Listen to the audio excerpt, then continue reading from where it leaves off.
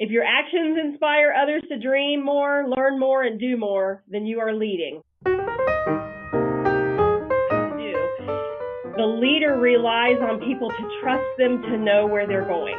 So again, when I have one of these bright ideas, I need my staff to trust that I'm coming up with the right thing, that I'm doing the right thing. Do I always get it 100% right? No, I don't. But at least they trust me enough to know I've got their best interest in mind. I'm looking ahead to the future. I'm seeing the bigger picture. That's my role. The manager doesn't necessarily inspire trust. Managers typically haven't done that. Managers tend to rely more on control. And we're going to talk more about that in a little bit. But it's important for them to have the control because they are working on the structure and the system. So again, that long range view. My staff would be very upset with me if I'm only looking to the end of the week. You know, I'm not sitting here and saying, wow, everybody got paid last Friday, so are we going to get paid next Friday? I don't look at that. I am looking at how are we going to be looking in 6 months? How are we going to be looking in 8 months? You know, what is my budget? I recently worked with, you know, on my cash flow and my budgeting, and I was looking at where are we at for the first quarter of the year, and now what does that do for the budget for the year? Where are we at on track? I'm looking for the end of the year. My regular managers are here and they're looking at here's what's happening this week. Here's what's happening in this building today. So they're definitely looking and focused more on a short range view. Sometimes I think they'd be surprised to know that I have looked into next year and the next year and the next year. You know, we have a 3-year plan on some stuff. So I don't just get to live in today, and they don't want me to live in today. If I'm only living in today as a leader, then we're going to be in real big trouble. But organizations are never limited by opportunity. They're limited by their leader. And then organizations are never limited by their team. They're limited by their leader. As a leader, if you take hold and understand this may change some of how you do some things. First of all, you can't blame your team when something isn't going right if you haven't set the team up properly or you haven't given them the clear path in order to take care of the things they need to take care of. And so I think sometimes as leaders, it's very easy to say, well, so-and-so team isn't doing their job. Well, so-and-so team isn't taking care of this. Not that. You've got to start with you and figure out, is the team the right team? Do you have the right people on the bus? You're going to hear or read some of that. I'm a big proponent of Good to Great. It talks a lot about getting the right people in the right seats on the bus, things like that. That team and that structure is your fault. And so you need to realize that maybe you need to make some changes there. Opportunity. Well, we don't want to grow today. We don't want to make that change. You know, things are going really, really well. So we're going to pass on this. We're going to pass on that. You can't pass up an opportunity because you're not willing to take that risk. And we kind of talked about that a little bit a minute ago as a character, is that you have to be willing to take that risk.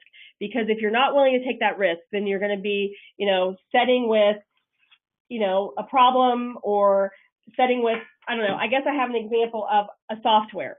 Imagine a software that only one person knows or 2 people, and that company is all about that software.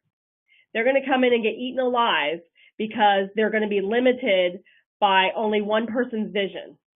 And so you need to find a way to see opportunity and be courageous. Be courageous to take that.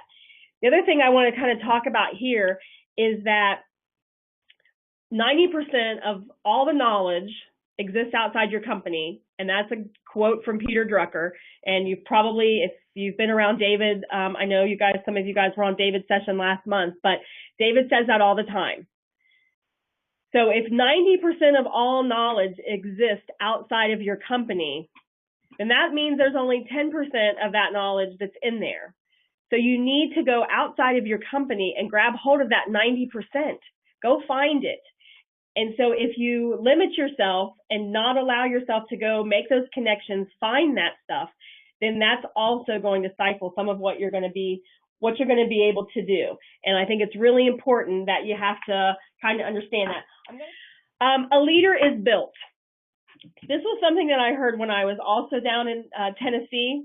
I never really thought about this myself because from time to time you hear terms like, oh, that person's a natural born leader. That person, oh, they were born to lead. I don't know that I necessarily believe that anymore, because I think that as leaders, we have a responsibility to continue to learn and grow as leaders. I don't think in my lifetime that I'm ever going to be at a point where I'm going to tell you, wow, I've spent the last 10 years being a perfect leader. I just don't think that's going to happen. Times are going to change. Technology are going to change. People are going to change. Things are constantly going to be changing. And so as leaders, we are responsible to continue to build ourselves. Make sure your audio matches your video. I made this kind of big on this slide because I think it's really, this is what your staff is seeing every single day. And again, I told you when I put this together, I have to keep my own self in check. Again, big place I have to check myself. So what are you saying versus what are they seeing? So are your words matching what they're seeing? And we're gonna talk about that. We're gonna talk about that again in another segment. True power is the person who know they have it and they seldom use it. That's what having power is all about. Do I have the authority to make all the decisions in this place without asking anyone? I absolutely do. I don't want my staff to be in a dictatorship. I try so hard to live in a democracy as often as I possibly can. I think it provides buy-in. I think it provides folks that want to come and know that their opinions and their thoughts matter. And I think it's really important that if we're going to use that power, that we use it as seldom as we possibly can, unless there's a reason, why we absolutely have to. David's going to be doing the next webinar on May 13th on budgeting and tracking financials. And then on June 17th, we're going to come back with another leadership webinar on the 4 major management functions and how they relate to being a leader. So that'll be our next one that we're going to do on the leadership series. So if you haven't registered, or if you have, then we're hoping that you're looking forward to the next one.